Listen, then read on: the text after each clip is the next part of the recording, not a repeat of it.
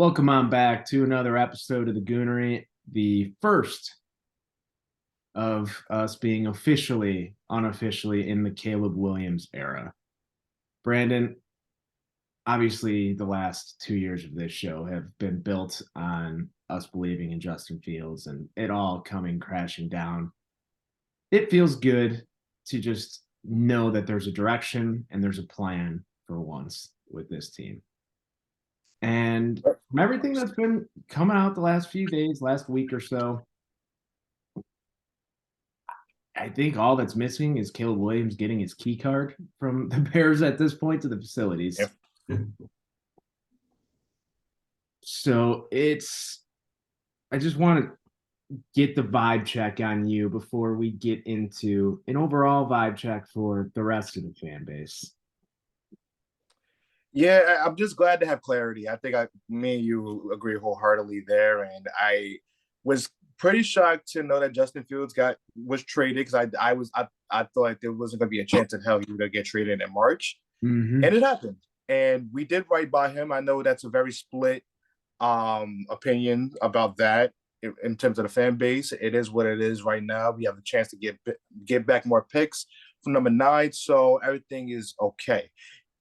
Now, I'm happy that while we have clarity, we are also getting a quarterback in the draft that is widely considered to be the best quarterback in the draft. And I'm not going to listen to all the outside noise about a record against ranked teams where he played on a pretty bad USC team last year. I'm not going to listen to he holds on to the ball and plays hero ball. I know there's things that I should be aware of since this is going to be the quarterback of my favorite team. But I feel like this is draft season. Everyone starts lying. Everyone has an agenda. I'm not falling for it. I just want the draft to get here. We get him on the field, and we can have a little bit more clarity about who he's going to be throwing to as well. Because he does have not one but two new toys to play with. Obviously, DJ Moore has been on the team, but we traded for Keenan Allen, which, by the way, like I told you, I screamed in my house because for those who know me, they know me. I'm Keenan Allen's my favorite wide receiver, so that's like an incredible thrill. But I mean, I'm cool with all of this. I'm actually okay with what the Bears are doing, and you know what? As of right now, I'm cool where I stand. I wholeheartedly agree, and this is undoubtedly the best situation a number 1 pick is ever walked into, ever. Like it's not even up for debate. You have 2 legitimate wide receiver ones on this team. You have a top 10 ranked defense who only improved as the year finished. You have a top 10 tight end.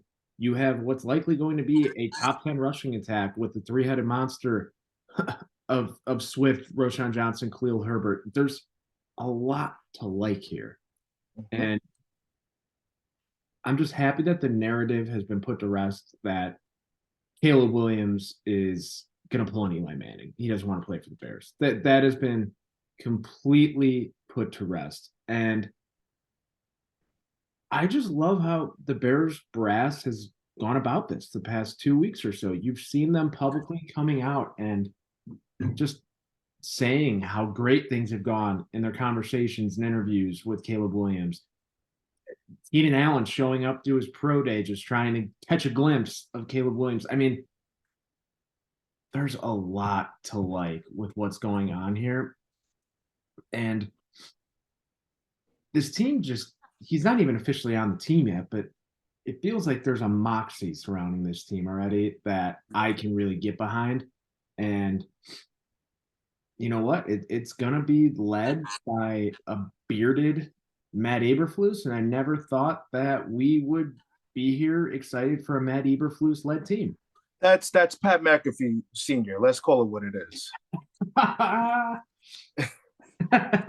haven't heard that one. The only Pat McAfee comparisons I've been seeing lately have been JoJo Siwa's new look. I don't know. I don't know if you've seen those. But no, that is Pat McAfee Sr. minus the steroids and spray tan. That's right. But there is there's a lot to like with what's going on right now. And as always, people are going to find something to bitch and moan about because they're Chicago Bears fans. And now we're on to painted fingernails, phone case, locket attached to a phone, whatever. And I, I want to just say this is a city that adores and will always adore Dennis Rodman.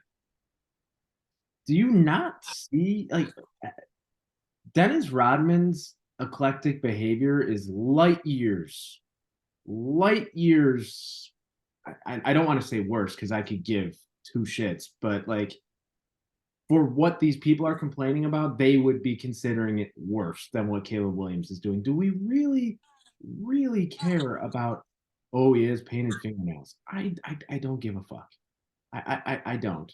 It's if he's gonna be on the field and he's likely gonna break every Bears passing record as a rookie, who cares? Who cares?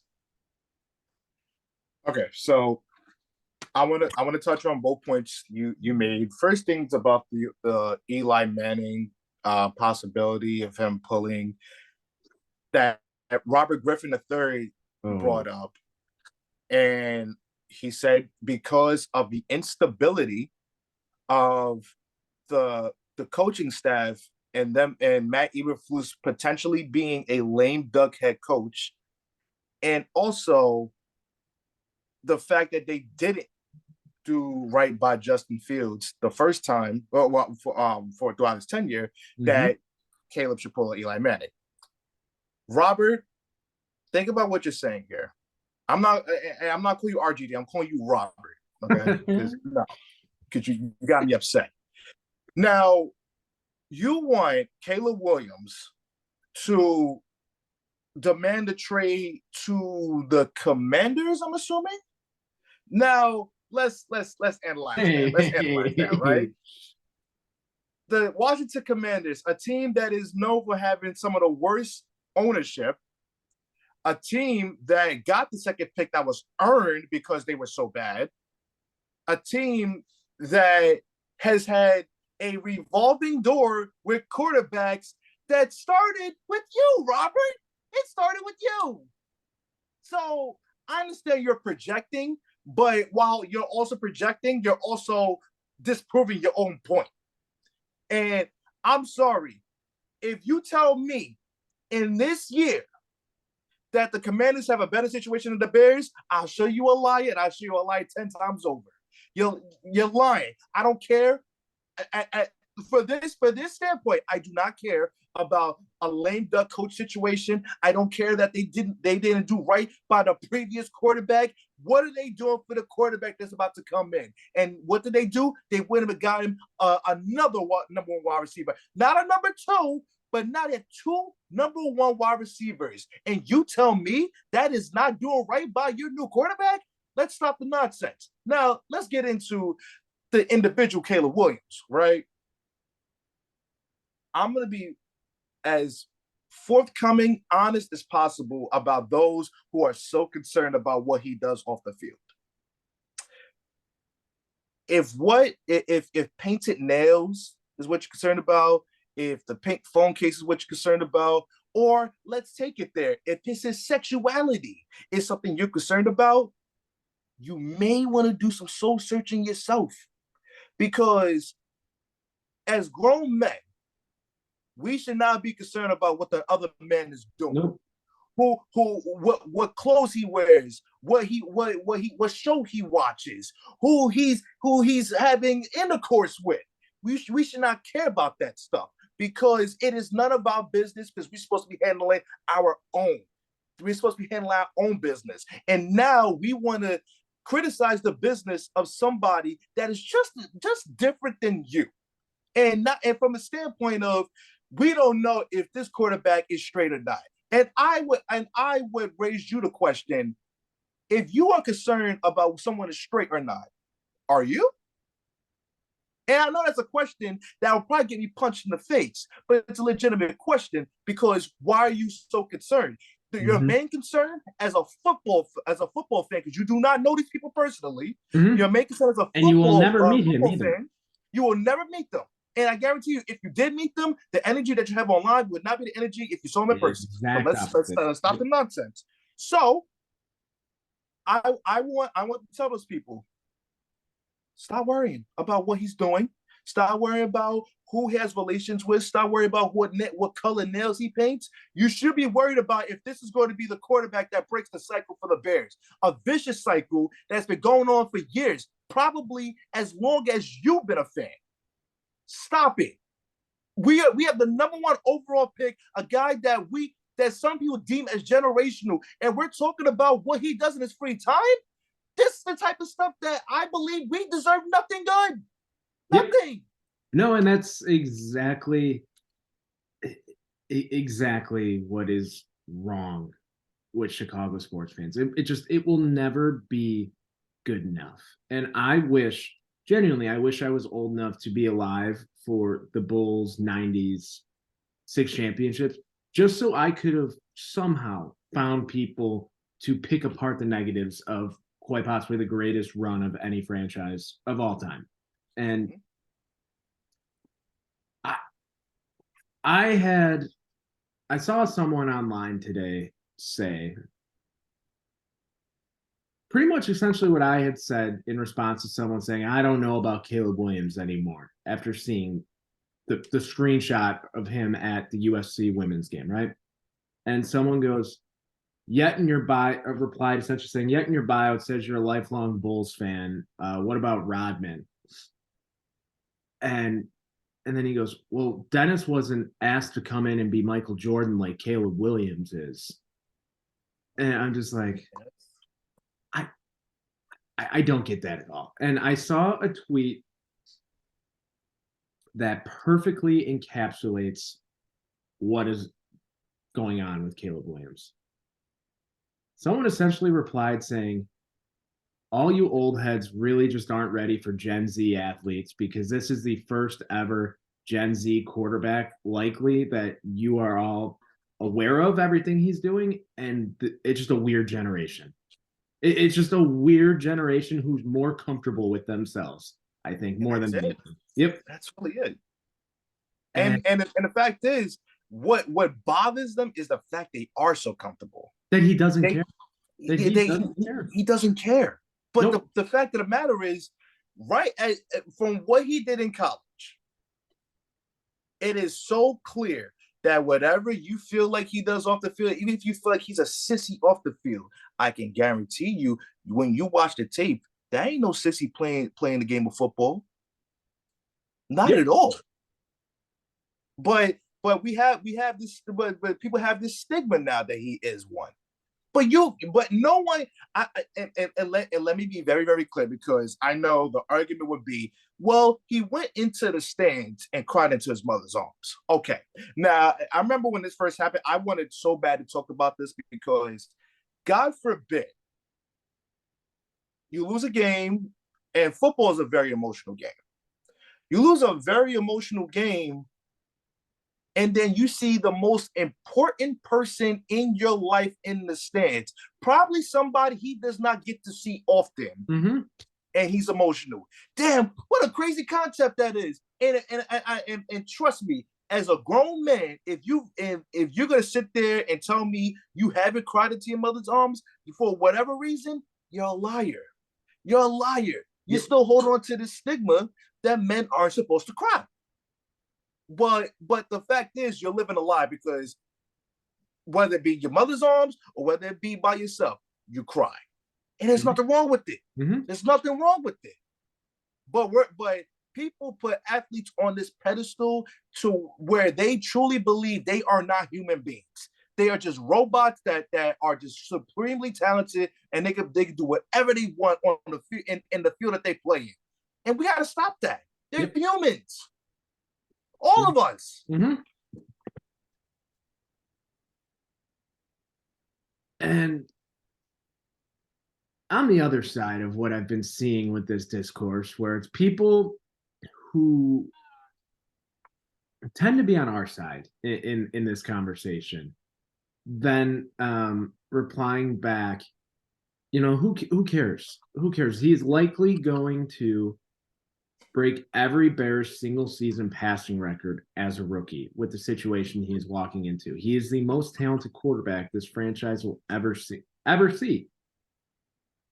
And you then have people replying, well, that's the problem. Typical Bears fan crowning him before he does anything. And it's like, what do y'all want, man? it's What do you want? no one will ever be satisfied. One, two, someone has to break the curse, right? I mean, it has to be someone, and we've never been in a better position to have a quarterback finally break through that glass ceiling and take us to the promised land. I'm going to quote Jimmy Butler right now, roughly. Bears fans, if you're listening to this. He took the rear view mirror out of his car, right, Jimmy Butler? Because he says he only wants to look forward. Forget about the goddamn past of what's been going on with the quarterback position for the Bears for forever. Forever. You have the greatest quarterback this franchise is, and this could blow up in my face. Old takes expose me. I don't care. You have likely the greatest quarterback in franchise history coming through your doors a month ago, or 1 month from yesterday.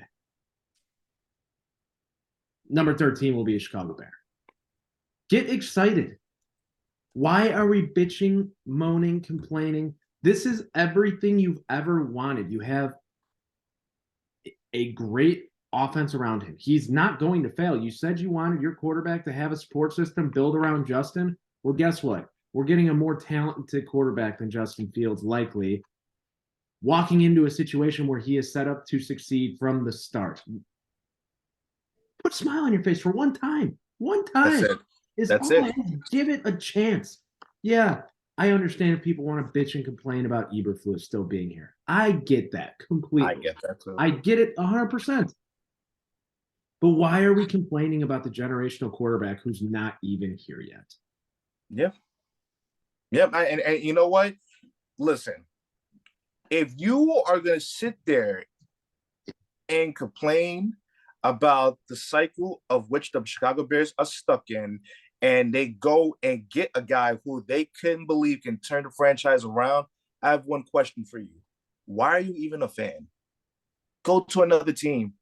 It's easier over there. I'm gonna be honest. It's way easier. We've had to deal with so much nonsense with this franchise that I'm excited for this to happen, because this is something that a lot of us Bears fans have not lived through. There was some that lived through Kane McNown, and I apologize, and I'm sorry for that.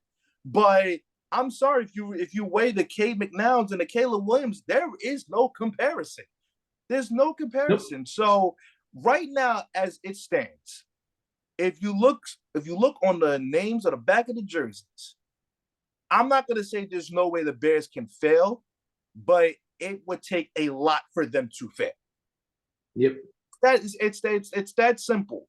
And for the people that are so like they're so negative about, the coaching situation, right? Listen, can we live in the here and the now before we start talking about if he is going to have another coach next season? It can be very, very possible that Matt Eberflus can turn this whole thing around, and then the whole conversation about him not being extended at this point in time is going to look extremely ridiculous. Why? Because you jumped the gun. Mm-hmm. You jumped the gun. Right now, and you'll agree with me, I couldn't care less about his contract situation. Me either. I don't care, because it's next year, and I'm going to be excited about the next year. Yep. That's all I'm worried about. Don't worry about none of the other stuff. Yeah. And to quote our good friend Dwayne, this whole city is full of Chicago crybabies on both sides. You know what? That and fits like a glove. It's sad.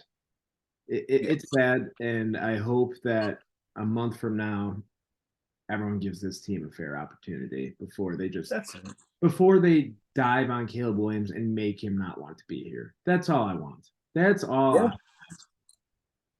But I do get the vibe he embraces all the negative shit. I do too. And I love it.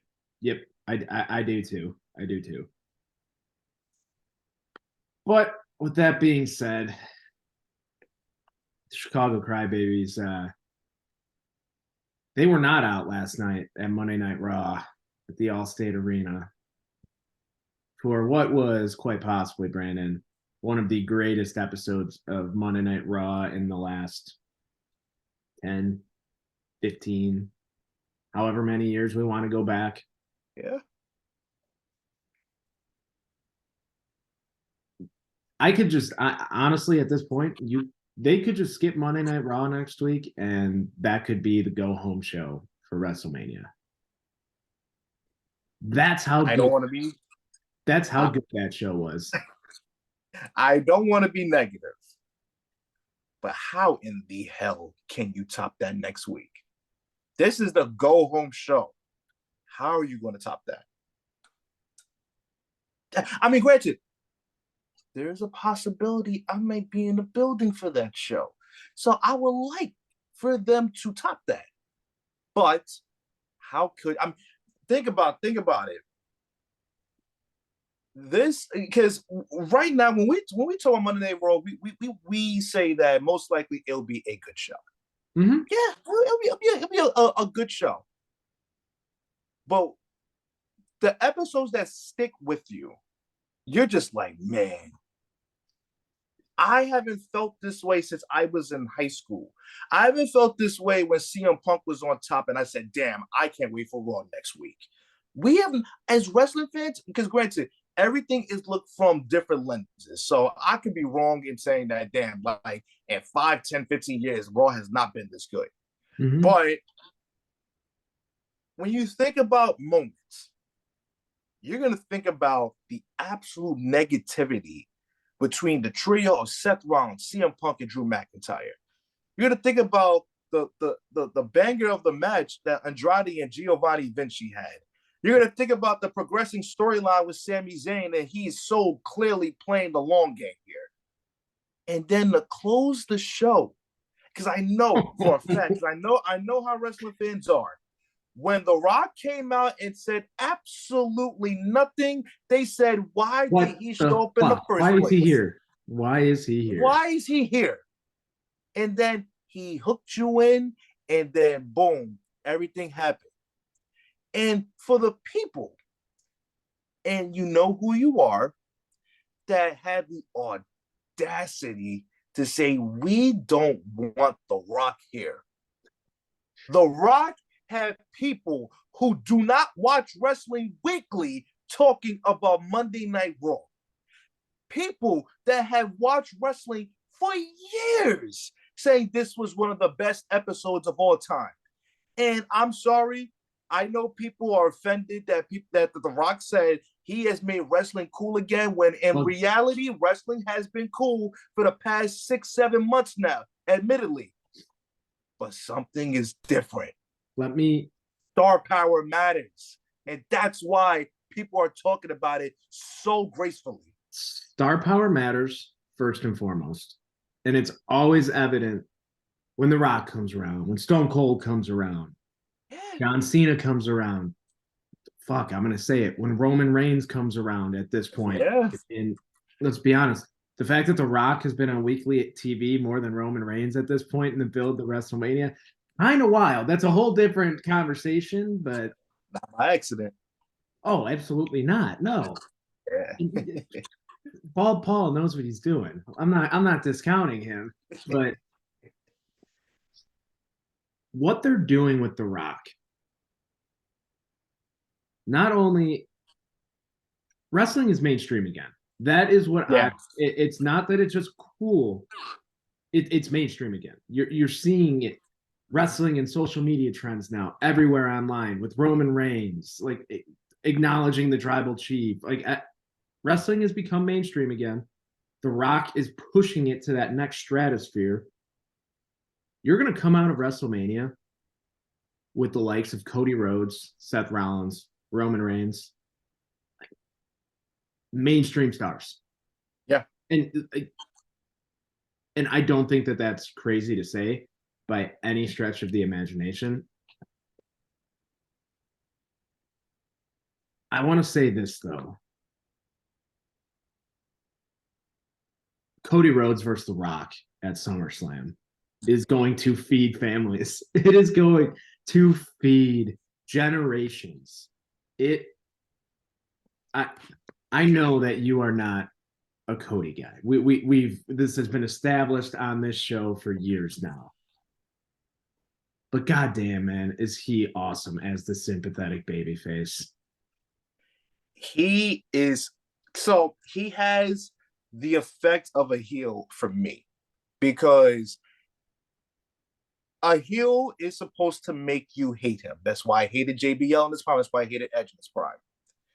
With me, it's the flip side, because you know me. I am not a guy who likes the white meat baby face. Understandable.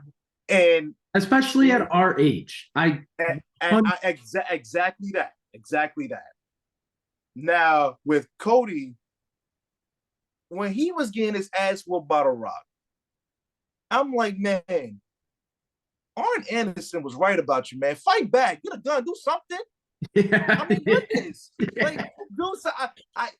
Listen. This obviously hyperbolic, but if Cody Rhodes do not pull up to the Barclays Center next week without a gun, I don't want to see you. Don't show up. Don't show up. I don't want to see you. Because that man smeared your blood on his butt and is going to send it to your mother. If that was me, someone get it. I'm telling you, I will circle back to 1999 where Rikishi got in the driver's seat and he ran over Stone Cold. I mean, fuck. I literally was texting with one of my friends this morning and I said, Cody's only option is to take out The Rock with a car on Monday night. Yeah. That's his only option. It's his only option. And there are just so many layers to this beatdown, right? You had Seth and Jay not coming to help Cody when he's getting jumped by Jimmy and Solo. So you have that wrinkle. Have you noticed how Seth Rollins has been wearing exclusively dark clothing the past few weeks? That's not by coincidence. There was a certain glance he gave to the camera after he greeted Jay too that people have to talk about. But I peeped it. Yes, you have that. And then just the beatdown that The Rock is giving him, right? This version of The Rock, the final boss, I know it's been very, very brief. Has the potential to be the absolute greatest version of The Rock we've ever seen in a wrestling ring, and I don't think that's hyperbolic to say. Think about it like this. We call The Rock the People's Champion because there was probably no babyface that was better than him, other than John Cena. Corporate champion Rock, all-timer. Mm-hmm. Hollywood Rock, all-timer. Final boss has the means to be an all-timer. And the fact of the matter is, no matter what happens at WrestleMania, it's not the end. The Rock told you he's going to take y'all on a journey. He's going to take y'all on a ride. So shut your mouth and just enjoy it. Y'all didn't listen. Y'all did not listen to him. But how much you want to bet? The same people writing letters to Paul, writing letters to Nick, writing letters to The Rock himself, they're all going to look back and say, damn, we were really spoiled at that time. And they're going to look silly. They're going to look silly. I kid you not. I can, because like people are going to say, well, he doesn't wrestle enough for, this to be an all-time. Man, please. I don't want to hear that shit. I don't want to hear it. I mean, let's be honest. I don't want to see a 50-year-old Rock in the ring. What The Rock has always been best as is character work and what he does with the microphone and just the aura surrounding him right now. The way he's being presented, this final boss is not an exaggeration. And I've never been someone who was like, oh fuck Kevin Dunn. I can't deal with these these camera cuts. Now that he's gone, you do truly, truly, you notice the difference. And now I'm like, okay, yes, I get it. I understand why everyone complained. 9 day difference. The shot of The Rock making his entrance with Cody standing in the ring, the lightning bolts coming down, the spotlight on The Rock, but you can't see his face because of the shadows. I don't know if I've ever seen a wrestler look cooler in an entrance, and I don't like it's unbelievable. And yeah, Dwayne may have tanked the DC franchise cinematic universe on purpose with Black Adam. I don't know because God, that movie was fucking horrible. But he's being presented as Thanos right now. Literally. To the MCU, he is being presented as Thanos right now, and it is just it's incredible. The final boss. I mean, this was always going to be the case when The Rock and Roman Reigns were involved, but the final boss has risen above the Universal Champion, and it's not even close. Now, this what is interesting to me because right now, he, like you said, he's overshadowed Roman Reigns in this whole equation.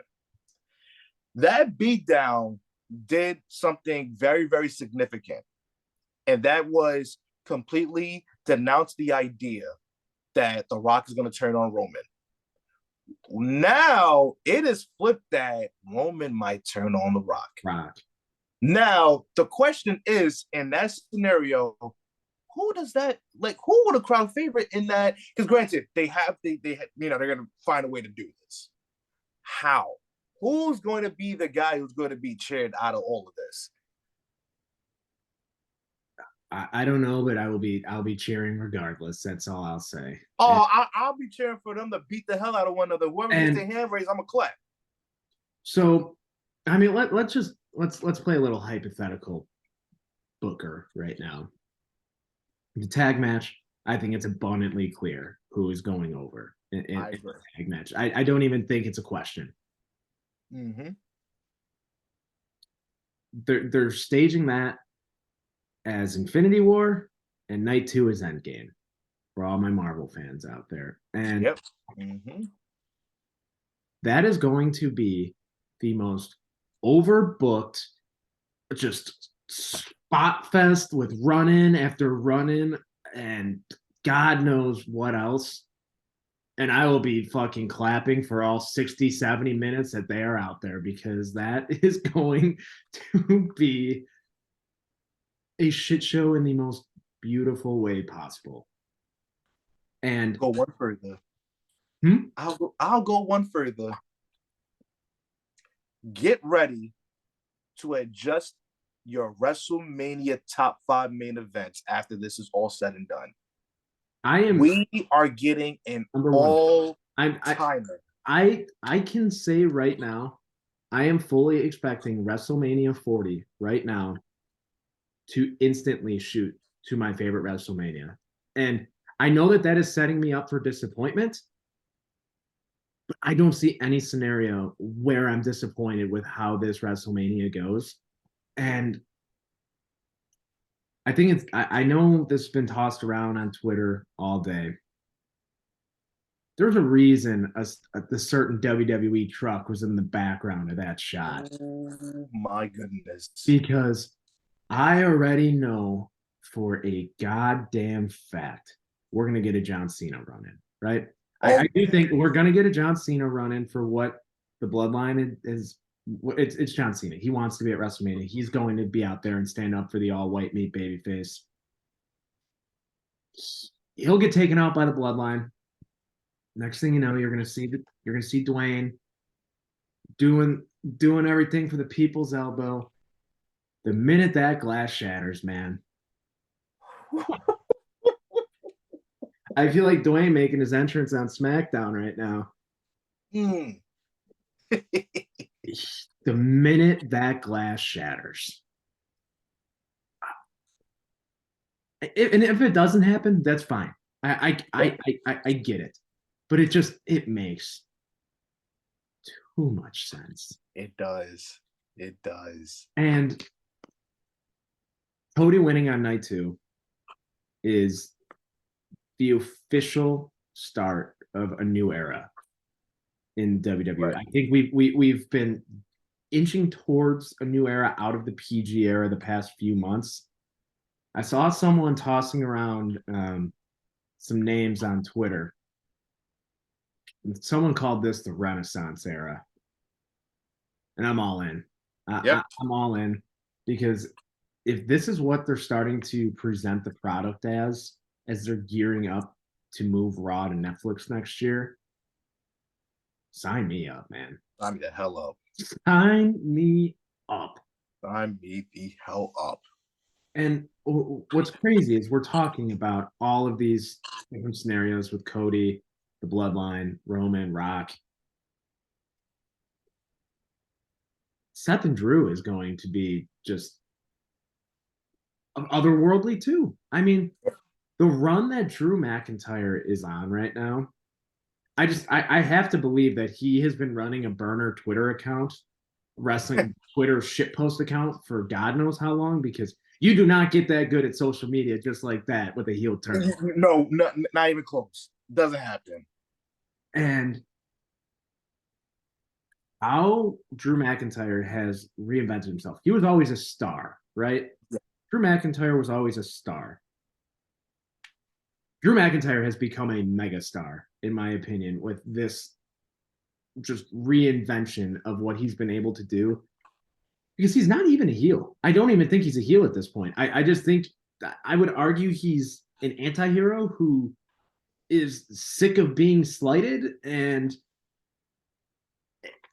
just wants what he wants.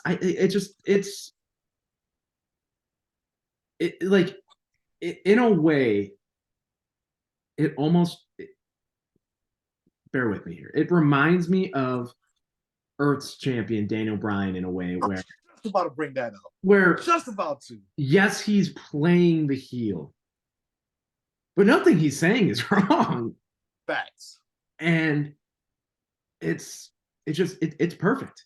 And the segment that Seth, CM Punk, and Drew McIntyre had on Raw last night was the most real a promo has felt in professional wrestling since Talking Smack 2016, The Miz. Am I going to go? Yes. Am I going to go there? Yes. And it reminded you too of the Attitude Era where they give them their bullet points. If they stick to them, they stick to them. They go out there, and Lord knows they didn't fucking stick to their bullet points with how that promo, because there was a few lines that were said that I was just like, oh shit, like okay, they're going for it.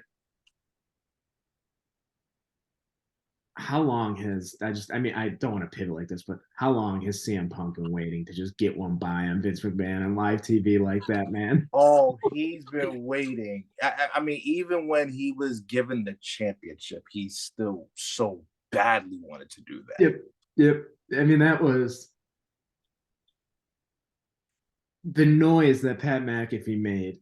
CM Punk said that, I think, was every single person at home like, oh.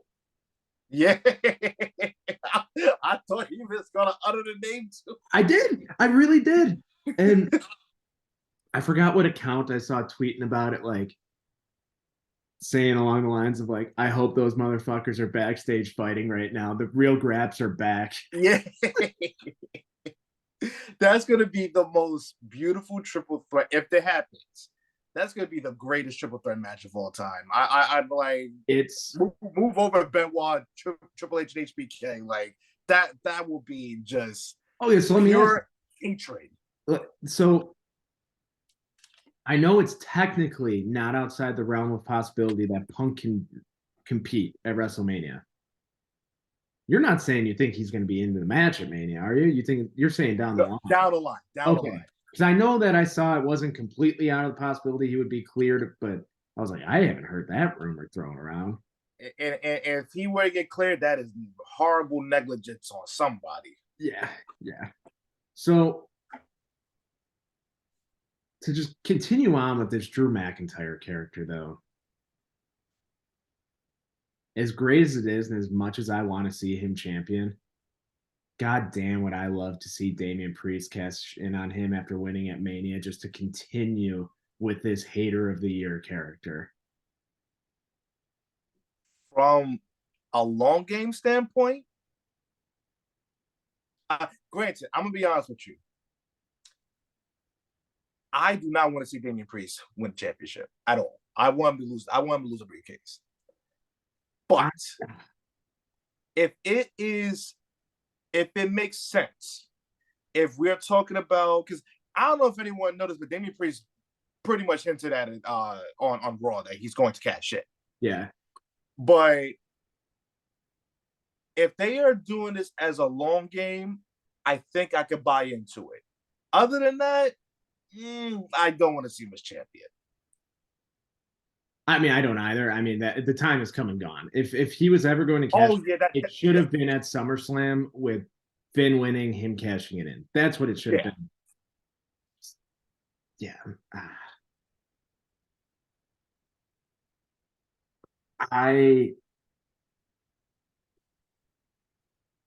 There's just so many.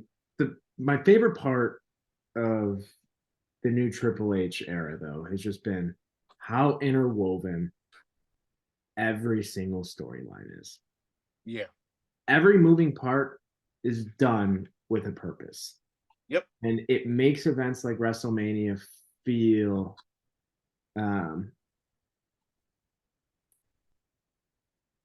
unless it makes you feel something for these big pay-per-views, right? Like there's more buzz because you never know what's going to happen. And I just love seeing these different layers. I mean, just to go to the Intercontinental Championship, for example, that's Chad Gable's story. I don't care. It is still Chad Gable.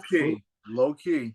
And you have Bronson Reed beating Sami Zayn last night with a distraction. That sets Bronson Reed up for a match with Zayn if he wins the title, and it sets him up for another match with Gunther for the title. You have Gable still lurking in the background, who, if I'm being honest, they need to find a way to add him next week to that to make it a triple threat at Mania, because I know that it's like, oh, then Gunther becomes a triple threat guy at Mania. There was a best match on night too. I don't give a fuck. Could you imagine how much of a banger Gunther, Chad Gable, and Sami Zayn would be? Again, he's going to have the best match on the card for the second straight year. Yeah. At least for night two. Yes, from an in-ring perspective, 100%. Yeah. And then like you go over to the United States Championship. I mean, you still have Logan Paul and Kevin Owens with their storyline interwoven, Randy Orton inserting himself, right? I think that program is going to continue all the way to SummerSlam with Orton and Logan Paul. I think that Logan Paul gets the pin on Owens. He's just there to eat that pin. And you build towards a huge United States Championship match with Logan Paul and Randy Orton, because in terms of full-time wrestlers in the WWE, who do you think has the most name recognition for non-wrestling fans? Logan Paul. How about full-time main roster guys, right? Yeah. It's Randy Orton and Rey Mysterio. Yeah. That's as big of a singles match as you can get for Logan Paul for the United States Championship at this point. In his home state of Ohio. There's just a lot going on, and we need to see those goddamn tag titles split at Mania somehow. I know it's dumb, but I really hope they pull I grabbed this belt, you grab this belt, let's split the titles. Like, I don't care. It needs to happen. It needs to happen. Yeah. But I just want to tip my cap to the writing team, the creative team at WWE right now, because it's firing on all cylinders. It's gonna be that guy. Cinema. It's just cinema. Yep. And whoever's mad at it can be mad at it, but it's exactly what it is. And one more thing before we move on. Nice little transition here. It just officially feels like the big leagues again. Yeah. Yep. Officially. Officially. Officially. With that being said, though, opening day this week for Major League Baseball. Speaking of the big leagues, something that both of us are definitely a lot less excited for than WrestleMania season finishing up here. Brandon, I mean, at least you have some sort of expectations for the Cardinals this year, I would assume. They might not be big expectations, but more than the expectations I have for the White Sox. My expectation is that I think the Cardinals are probably going to have another last place finish. I'm going to be very honest. If you say, and I know I could be maybe being hyperbolic, but let's say right now, because I think there's a very, very big possibility that they could. Me just being just non-biased, but the starting pitching is still a problem. I know that was the main issue last year for the Cardinals. The rotation was very interchangeable. The bullpen was not good. You add Kyle Gibson, which, by the way, if you want to laugh, look at his ERA throughout the spring. You got Miles Michaelis, who had a down year, and I don't see him getting any better, even though he was the best pitcher in spring training. Sonny Gray is already hurt. Lance Lynn, I don't know what behooved the Cardinals to sign Lance Lynn after he just gave up batting practice to the Diamondbacks the last time we saw him. And Steven Matz, who's been in and out of the rotation multiple times, but they decided to put him back in the rotation, even though he was pretty damn good in the bullpen last year. But whatever, we're gonna fix what isn't broken. Whatever.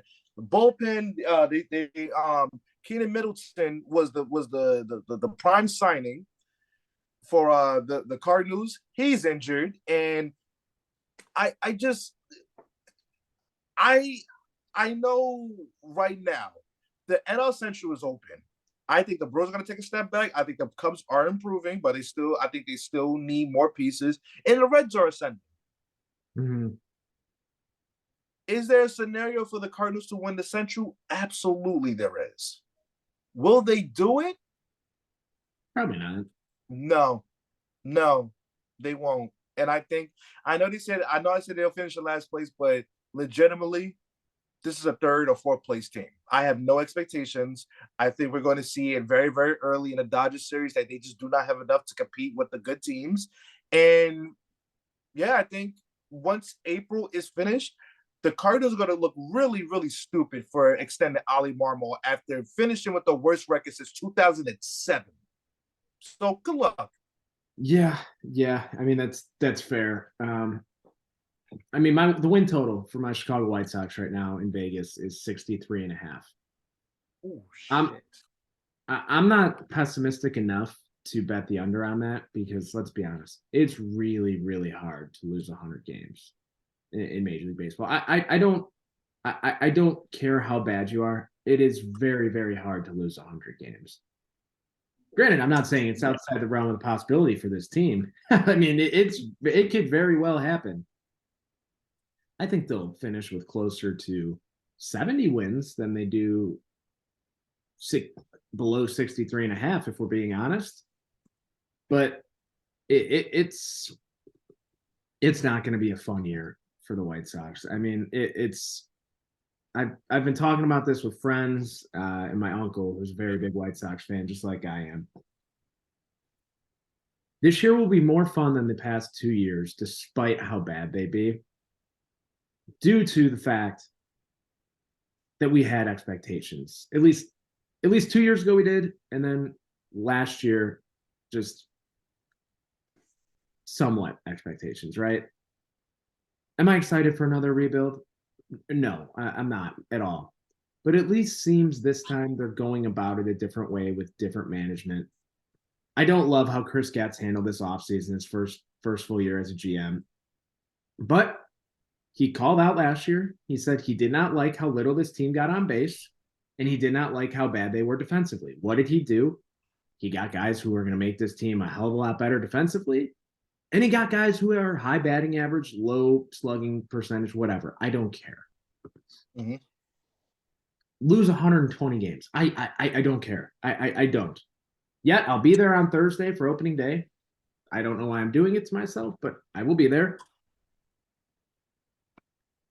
It's just going to be very, very different. And it's sad just seeing how the rebuild and Soxtober that we were promised that peaked with a divisional playoff appearance. I mean, Tim Anderson's gone, the guy who you thought was going to be the franchise cornerstone for a decade, face of the franchise, became one of the faces of Major League Baseball for a period, and now he's on a 1 year, $5 million deal in Miami, which, for TA having the personal issues he does, don't know if I would have signed with Miami, but hey, that's Oh, I think that was by design. I ain't gonna lie to you. What'd you say? I think that was by design. Oh, by TA, of course. I'm just. Oh yeah. Oh yeah. I personally wouldn't have gone about that if I was him. Hey, you got to. If that's what works, yeah. It's just that signing, not re-signing him, still will not sit right with me for the fact that it was $5 million and they're paying Paul DeYoung $2.5 million this year. I mean, it's just I get it, but why? And Gats wanted to change the culture, so I'm really, really interested to see how the culture is changed. They're going about things very differently from the last rebuild. I mean, fuck, Garrett Crochet is on the bump for opening day. Will he throw more than 4 innings? No way in hell. No way. But they're rolling him out as the opening day starter, saying, let's do something weird. Let's do something different. He hasn't thrown more than 4 innings in a game since 2019 at Tennessee. He's coming off of Tommy John. He has never been a starter in the major leagues. He's only been a reliever. But you know what? He was drafted as a starter. Let's just sink or swim. Sink or swim. Let's see what we got. They shored up the farm system a lot this offseason, which I was a fan of. Yeah, they didn't get any of the big time flashy prospects that I think they could have with Dylan Cease if they would have traded him earlier in the offseason to the Orioles when that was being tossed around.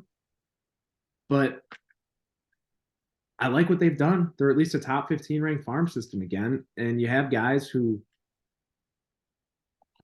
aren't that far away from the bigs, and you still have that younger core of Luis Robert, who is a top 10 player in baseball at this point.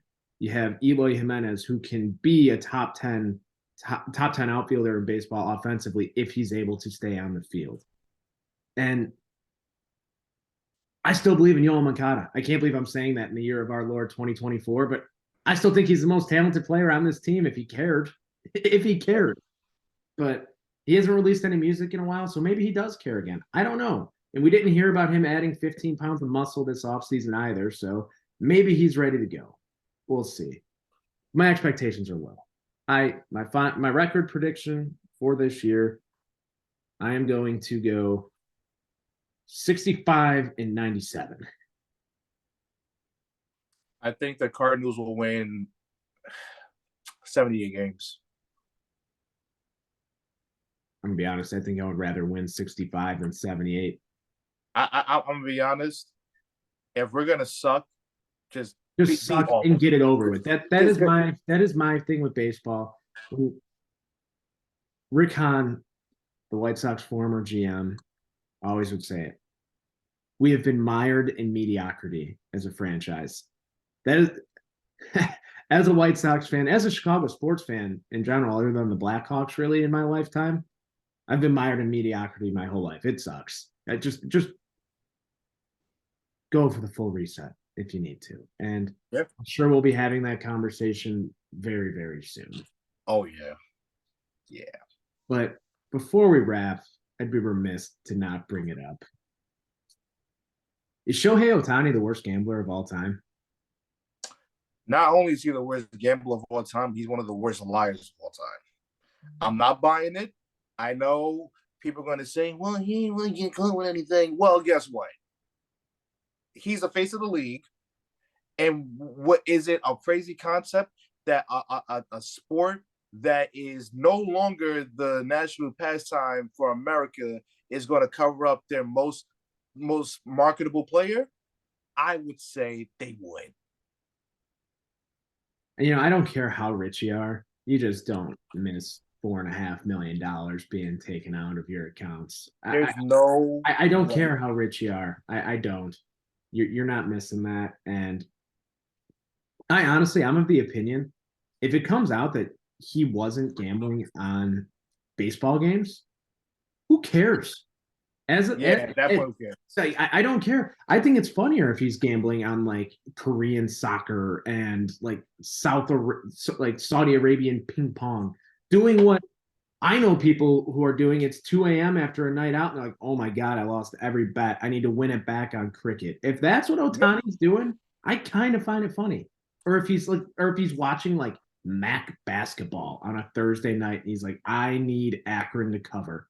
Like, if he's doing that, I think he's hilarious. I think it's hilarious, and especially playing in a league that is the official betting partner of FanDuel. I got to be honest. You may find it funny, but I find it sad. Oh, it is. It is first and foremost. It is sad. It is troubling. It is greedy, and what the hell are you doing? What the hell are you doing? Yeah. Listen. I can only dream to have the money that he has. Oh, but for people, there are people in this world. They get money and say, "Let me load up FanDuel." You're crazy. Call a hotline. Do something. 1-800-GAMBLER. 1-800-GAMBLER for anyone who needs it. Dial it. Put it in the description of this video. Yeah, I'm just really interested to see how this all shakes up, because this feels like it's going to be a story for a very long time. With Otani saying he felt like he was betrayed, and then it coming out his interpreter didn't graduate from California Riverside or whatever college that was in 2007. They have no record of him. Just seems very, very weird all around. You wouldn't know that about the guy that you spend all your time with.